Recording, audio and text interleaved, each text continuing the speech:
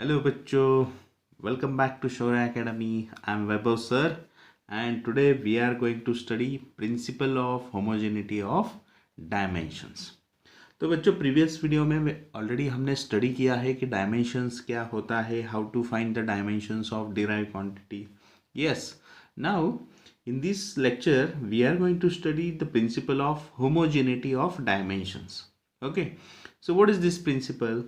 कि according to the principle the dimensions of each term on both the sides of equation must be same. क्या होता है principal कि बाबा जो डायमेंशंस होता है okay on both the sides of equation, equal sign के दोनों तरफ जो भी कुछ डायमेंशंस होते हैं उनका हर एक टर्म का डायमेंशन सेम होना चाहिए. मतलब dimensions of LHS, that is the left hand side, is equal to dimensions of right hand side. And remember that ये कब हो सकता है कि बाबा quantities of same kind can be added or subtracted.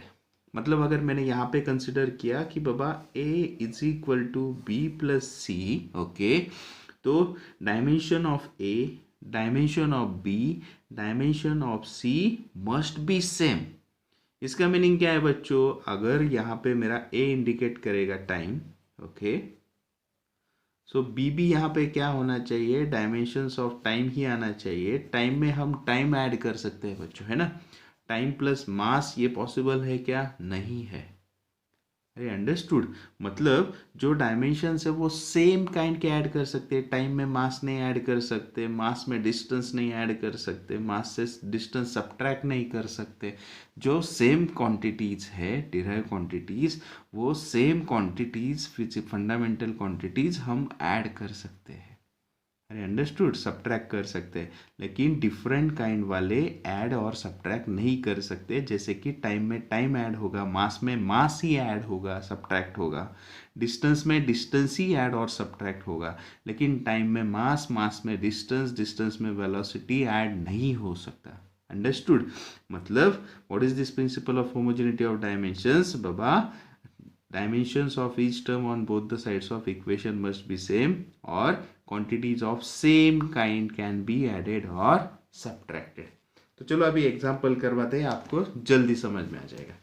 Now simple, यहाँ पे देखो मैंने फॉर्मूला राइट किया है, force is equal to mv square upon r. Centripetal force का फॉर्मूला है. Yes, now see here. So according to the principle of homogeneity क्या होना चाहिए? इक्वल साइन के जो लेफ्ट हैंड साइड में जो टर्म है उसका डायमेंशन राइट हैंड साइड में जो टर्म है वो सेम होना चाहिए. मतलब फर्स्ट हम राइट कर सकते हैं कि बाबा dimensions of force, yes, is equal to dimension of right hand term that is mv square upon r. तो चलो वेरीफाई करते हैं. फर्स्ट लेते हैं डायमेंशन ऑफ फोर्स. तो आपको पता है बच्चों डायमेंशन ऑफ फोर्स हमने ऑलरेडी फाइंड किया है. क्या होता है? M mass in 1, length in 1, T minus 2. Correct. Now right hand side का चेक करते हैं. Dimensions of M V square upon R. तो बच्चों यहाँ पे एम क्या इंडिकेट करता है? एम इंडिकेट करता है मास. एम क्या इंडिकेट करता है? मास. v क्या इंडिकेट करता है? वेलोसिटी. r क्या इंडिकेट करता है? रेडियस. सो फर्स्ट मास है बच्चों तो उसका डायमेंशन आ जाएगा m to the power 1. v का स्क्वायर है बच्चों, वेलोसिटी का डायमेंशन होता है L1 t माइनस 1, तो उसका स्क्वायर करेंगे तो L2 t minus 2 divide bye, यहाँ पे रेडियस है तो रेडियस डिस्टेंस होता है बच्चों, so length to the power 1. Okay, तो अभी देखो पावर शिफ्ट करो, मास का पावर कुछ 1 हो जाएगा. अभी लेंथ का पावर 1 है बच्चों, ऊपर जाके -1 हो जाएगा. सो 2 माइनस 1 1, टी का पावर -2. तो बच्चों यहाँ पे अभी आप ऑब्जर्व करो, देखो डायमेंशंस ऑफ फोर्स क्या आ गया? m1 l1 t minus 2. Dimension of this right hand term भी क्या आ जाएगा? m1 l1 t minus 2. सो यहाँ से आपको पता चला होगा कि प्रिंसिपल ऑफ होमोजेनिटी मतलब क्या, कि जो भी डायमेंशंस के टर्म होते हैं, dimensions on both sides of equation must be same. Yes, so can I write from this conclusion कि बाबा dimensions of LHS is equal to dimensions of RHS. Okay, so और एक एग्जांपल करवाते हैं. Now second, this is equation S is equal to UT plus half AT square. तो बच्चों यहाँ पे आपको फर्स्ट थिंग तो ये पता चल गई कि क्या होना चाहिए, डायमेंशंस ऑफ क्या होना चाहिए, S then UT and 1/2 AT square must be same. So हम चेक करते हैं कि बाबा whether this equation is possible, dimensionally correct है कि नहीं है. ठीक है, तो चलो देख लो. एस तो डिस्प्लेसमेंट होता है बच्चों, सो एस का डायमेंशन क्या आ जाएगा, L1. ओके, सेकेंड टर्म है UT. U इंडिकेट करता है बच्चों वेलोसिटी, सो वेलोसिटी का डायमेंशन होता है L1 T-1, है ना, मीटर पर सेकेंड होता है. इंटू T इंडिकेट करता है टाइम, सो टाइम इंटू 1.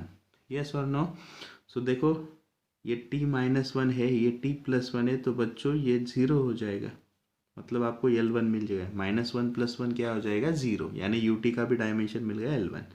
ना 1/2 AT स्क्वायर, तो बच्चों नंबर को कोई डायमेंशन नहीं होता है ना, कांस्टेंट जो नंबर वैल्यूज होता है. सो A indicates the acceleration, acceleration होता है मीटर पर सेकंड स्क्वायर, यानी कि L1 up T-2.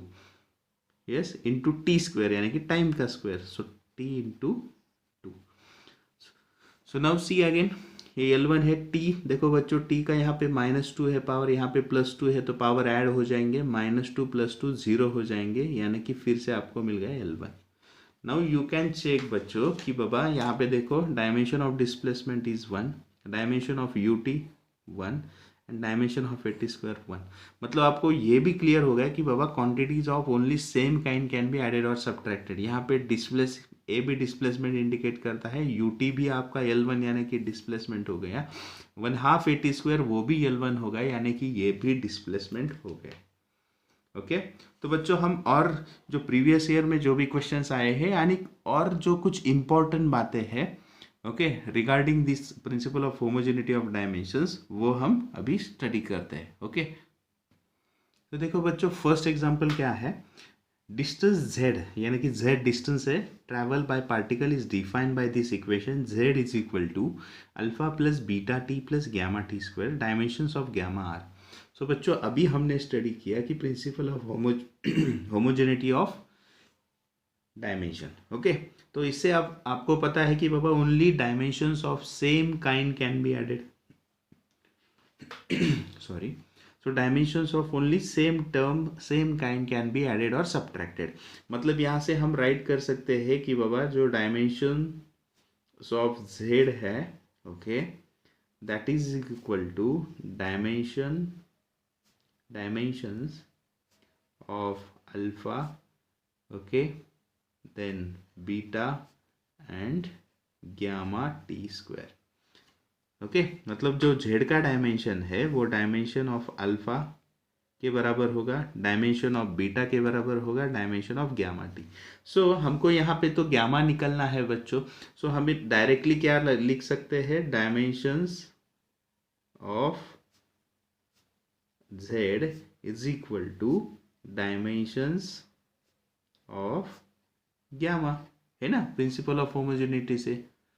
So dimension of z, तो बच्चों z क्या है, यहाँ पे डिस्टेंस है, तो डायमेंशन ऑफ z क्या हो गया, z का डायमेंशन हो गया बच्चों L⁻1 क्योंकि डिस्टेंस है और उसका पावर 1 है, so L1 is equal to right hand की gamma T square, sorry, so is equal to dimensions of gamma. Okay, t क्या है बच्चों, it is the time, so time का डायमेंशन क्या होता है बच्चों, t का स्क्वायर है, सो t का पावर 2. now हमको निकलना क्या है, गैमा का dimension. So can I write gamma is equal to length to the power 1 divide by t to the power 2 is equal to, can I write length in power 1 t to the power, ये 2 ऊपर चल जाके minus हो जाएगा, so l to the power 1 t-2. Okay, so कौन सा option correct होगा, this one. Okay, so very simple, understood. Now next question. तो नेक्स्ट क्वेश्चन क्या है बच्चों, consider an expression f is equal to ax sine inverse of b t where F represents the force, X represents the distance, T represents time. So dimensional quantity AB, that is we have to find the dimensions of the product AB. तो बच्चों यहाँ पे देखो आपको principal of homogeneity तो ये समझ में आएगा. नाउ यहाँ पे इंपॉर्टेंट कंसेप्ट क्या है बच्चों, जो ट्रिग्नोमेट्री फंक्शन होते हैं, these trigonometry functions are what, dimensionless, no unit. Because देखो ना बच्चों, साइन होता है, साइन, कॉस, टेंजेंट, कोसेक, है ना. तो वो जो फंक्शंस होते हैं बच्चों, उनकी तो वैल्यू मिलती है. वो ए एंगल होता है ना, sine of suppose 30. So sine 30 की वैल्यू कितनी, 1/2. सो आपको यहाँ से वैल्यू मिलती है ना बच्चों. अंडरस्टूड. सो ऑलवेज रिमेंबर, जो ट्रिग्नोमेट्रिक फंक्शंस होते हैं, trigonometric functions are unitless, that is a dimensionless. Okay मतलब यहाँ पे हम क्या राइट कर सकते हैं बच्चों कि बाबा जो dimensions of force is equal to dimensions of AX sine inverse of BT. Okay तो यहाँ पे देखो फोर्स का डायमेंशन क्या होता है बच्चों, फोर्स का डायमेंशन होता है M1L1T-2.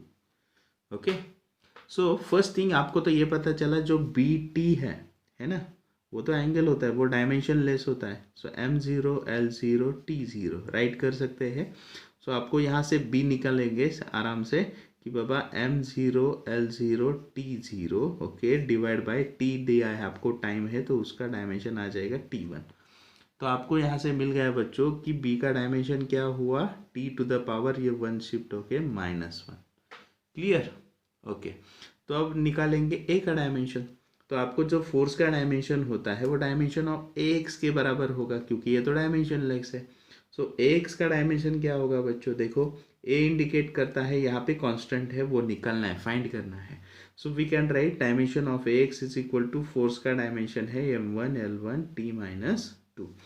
तो यहाँ पे A क्या मिल जाएगा बच्चों, M1L1T-2 डिवाइड बाय ये x क्या है, डिस्टेंस है, सो L1. सो L1 कैंसिल हो जाएगा. सो A की वैल्यू मिल गई आपको M1T-2. क्लियर. तो दोनों भी वैल्यू मिल गई. देखो यहाँ से पे मिल गया आपको A का वैल्यू दैट इज M1T-2 और B का मिल गया T-1. तो आपको यहाँ पे क्वांटिटी AB का निकलना है बच्चों. तो AB का क्या हो जाएगा, AB यानी कि ये क्वांटिटी का मल्टीप्लीकेशन. सो M1 लेंथ का तो टर्म नहीं है, टाइम का यहाँ पे -2 है, यहाँ पे -1 है. सो ये बन जाएगा M1T-3. तो बच्चों देखो यहाँ पे आपको 4 ऑप्शंस दिया है कि ये जो डायमेंशन आया है AB का इसके बराबर है. Now energy. तो बच्चों एनर्जी का डायमेंशन क्या होता है, एनर्जी का होता है दैट इज M1L2T-2. तो यहाँ पे लेंथ का टर्म ही नहीं है, मतलब ये भी नहीं होगा. सरफेस टेंशन होता है फोर्स पर यूनिट लेंथ, यानी कि M1T-2 नहीं, लेकिन M1 तो यहाँ पे T-3 है. प्रेशर होता है फोर्स पर यूनिट एरिया, है ना, तो उसका डायमेंशन क्या होता है M1L-1. फिर से लेंथ का टर्म नहीं है.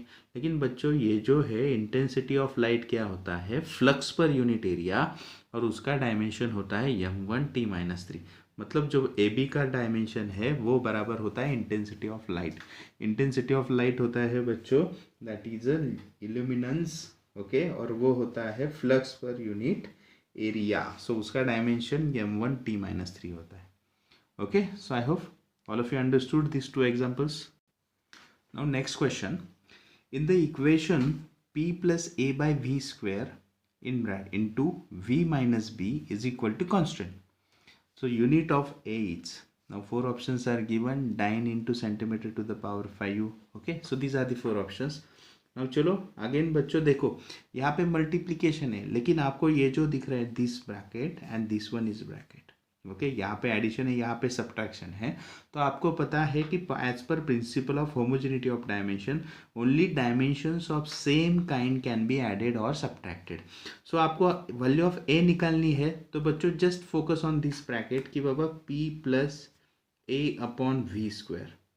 सो from this equation can we write same term के डायमेंशन ऐड हो सकते हैं. P प्रेशर है, so dimensions of P is equal to dimensions of a upon v square. तो बच्चों यहाँ पे P इंडिकेट करता है, P प्रेशर है एंड V वॉल्यूम है। सो देखो प्रेशर का तो आपको डायमेंशन पता है। प्रेशर क्या होता है? Force per unit area, that is m1 L to the power -1 T to the power -2, because force का होता है m1 L1 T -2 divide by pressure area का L2, सो ऊपर जाके m1 L1 -2 is equal to ए। बच्चों ये तो कांस्टेंट है, हमको उसके डायमेंशन निकालना है, यस और no, divide by V square. बच्चों वी क्या होता है? वॉल्यूम। वॉल्यूम क्या होता है? लेंथ क्यूब, है ना। सो लेंथ क्यूब यानी कि L टू द पावर 3, और बच्चों उसका भी स्क्वायर है ना।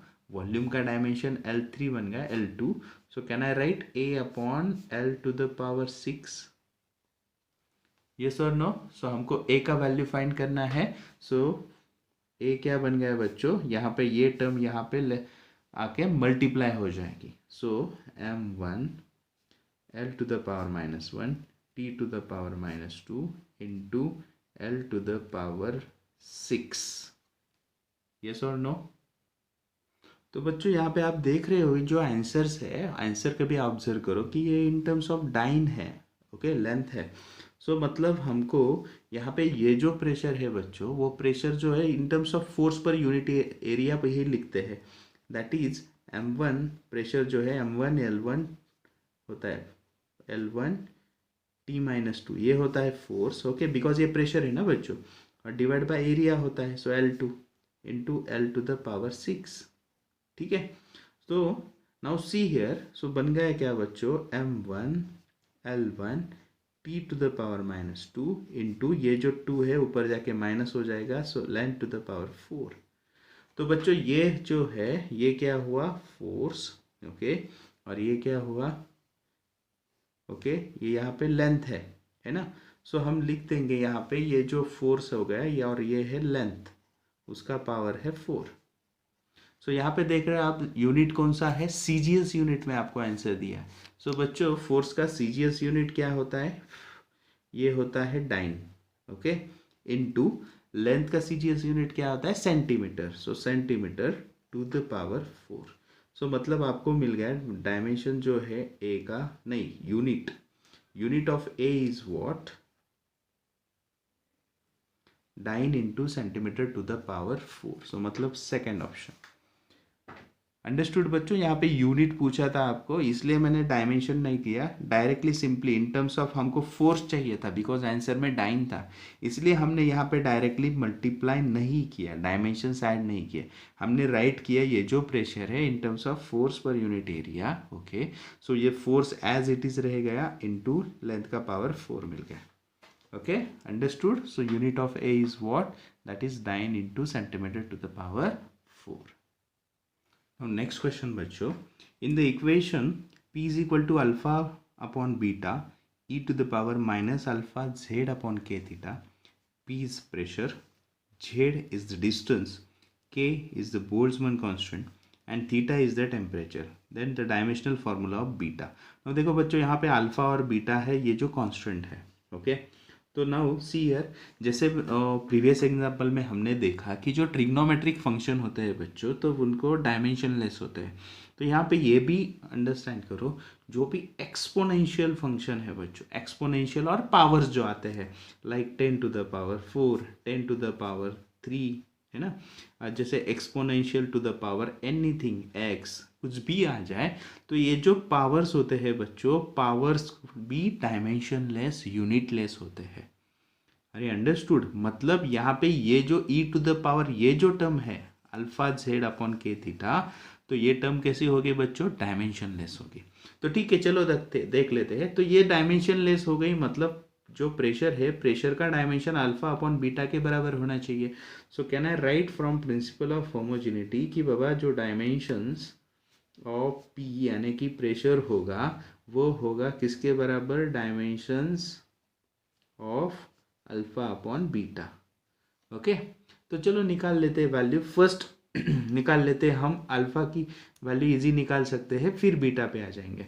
सो हमने ऑलरेडी बताया ये जो अल्फा जेड अपॉन के थीटा है बच्चों, तो ये क्वांटिटी कैसी है, डायमेंशनलेस है ना, मैंने रीजन बता लिया। So please remember, so dimension less मतलब क्या, इसका डायमेंशन बन गया m0 l0 t0।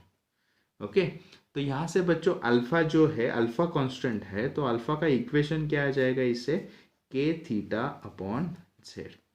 तो बाकी पैर जो क्वांटिटीज है उनका डायमेंशन आपको पता है, के इंडिकेट बोल्ट्जमैन कांस्टेंट करता है, थीटा इंडिकेट करता है टेम्परेचर, और जेड इज द डिस्टेंस। तो बच्चों alpha is equal to now K is a Boltzmann constant है बच्चों। सो जनरली रिमेंबर दैट कि जो डायमेंशन है बच्चों, अभी देखो बुक्स में इजीली दिया होता है कि बाबा डायरेक्टली हाँ के का ये डायमेंशन है, लेकिन ये सब डायमेंशन तो आप लर्न नहीं कर सकते, याद नहीं रह सकते। At least you try to remember the basic formula. अगर मुझे बोल्ट्जमैन कांस्टेंट निकालना है बच्चों, सो बोल्ट्जमैन कांस्टेंट क्या होता है, universal gas constant upon the Avogadro's number. तो बच्चों आपको इसका यूनिट तो याद होगा, यूनिवर्सल गैस कांस्टेंट का यूनिट क्या होता है, जूल पर मोल केल्विन। ओके, और एवोगाड्रो नंबर है बच्चों, तो आपको पता है स्मॉल एन क्या होता है, number of molecules of gas upon N, मतलब एवोगाड्रो नंबर जो होता है वो पर मोल होता है। अंडरस्टूड। तो यहाँ से देखो बच्चों ये पर मोल कैंसिल हो गया, व्हाट इज रिमेंबर, जूल पर केल्विन। तो देखो जल्दी आपको डायमेंशन मिल गया बाबा, जूल तो मतलब एनर्जी का है, वो तो सबको पता है, एनर्जी यानी वर्क डन दोनों का भी, फोर्स इनटू डिस्प्लेसमेंट, तो फोर्स का आपको पता होता है। फोर्स का डायमेंशन मुझे लगता है सबको याद होगा कि m1 l1 t-2 into displacement करो। सो m1 एनर्जी का होता है t-2, और ये केल्विन यानी कि टेम्परेचर है, ऊपर जाके हो जाएगा -1। ओके, तो मतलब यहाँ से आपको के का डायमेंशन बोल्ट्जमैन कांस्टेंट का मिल गया है बच्चों। ठीक है, अगर नहीं है तो डायरेक्टली नहीं आप लर्न कर सकते, तो easy way to find the dimensions of K, ऐसे आप याद करो। ठीक है, now see, so dimension of K मिल गया आपको m1 l2 t-2 theta to the power -1 into क्या है बच्चों, theta. Okay, divide by Z यानी कि क्या है बच्चों, डिस्टेंस है ना, डिस्टेंस यानी कि लेंथ, सो लेंथ का पावर 1। सो नाउ सॉल्व करो, देखो यहाँ पे थीटा -1 है, +1 है, तो ये सीधा 0 हो जाएगा। नाउ मास m1, ये l2 है, ये l1 है बच्चों, ऊपर जाके -1 हो जाएगा, so length to the power -1 and t to the power -2। तो आपको मिल गया बच्चों डायमेंशन ऑफ अल्फा। ओके, तो आपने ऑलरेडी एज पर प्रिंसिपल ऑफ होमोजेनिटी राइट किया है कि जो डायमेंशन ऑफ पी यानी कि प्रेशर होगा वो dimension of alpha upon beta के बराबर होगा। सो यहाँ पे सब्स्टिट्यूट करो, आपको पता है डायमेंशन ऑफ प्रेशर क्या होता है बच्चों, yes, m1 l to the power -1 t to the power -2, yes और नो। ओके, इनटू क्या है बच्चों यहाँ पे ये जो formula alpha upon beta, so हमको अल्फा अभी पता चला, अल्फा क्या है, m1 l to the power -1 t to the power -2 divide by okay beta. So हमको निकालने का है, now we have to find the dimensions of what बच्चों, बीटा का फाइंड करना है। सो यहाँ पे बीटा का डायमेंशन क्या हो जाएगा फिर, m to the power 1 l to the power -1 t to the power -2 divide by beta, यहाँ पे लेफ्ट हैंड साइड में शिफ्ट हो गया तो ये टर्म यहाँ पे डिवाइड हो जाएगा। So m to the power 1। Okay, तो यहाँ पे देखो बच्चों, यहाँ पे गलती से मेरे यहाँ पे l2 है, यहाँ पे 1 है, 2 ऊपर जाके -1, 2 -1 +1 मिल गया। ओके, सो m1 यहाँ पे फिर से क्या है, l-1 t to the power -2। तो बच्चों देखो m1 ये कैंसिल हो जाएगा, t-2 ये कैंसिल हो जाएगा, यहाँ पे l का पावर +1 है, -1 ऊपर जाके प्लस हो जाएगा यानी कि l2। ओके, मतलब ऑप्शन में आपको आंसर क्या मिलना चाहिए, m0 l2 t to the power 0. So which option is correct? Okay, so now see, first option is correct कि m0 l0 t0. So बच्चों आई होप समझ में आया होगा ये प्रॉब्लम आपको। Understood how to find the dimension of this term by using the principle of homogeneity of equation. So बच्चों और भी बहुत सारे एग्जाम्पल करवा सकते हैं, लेकिन जो भी कुछ बेसिक्स है, ट्रिग्नोमेट्रिक फंक्शन हो, एक्सपोनेंशियल फंक्शन हो, ऐसे तो मैंने ऑलरेडी जो भी कुछ इंपॉर्टेंट प्रॉब्लम्स है वो ऑलरेडी सॉल्व किए हैं। Okay, so I hope all of you understood principal of homogeneity of dimensions and how to solve the problems. Thank you.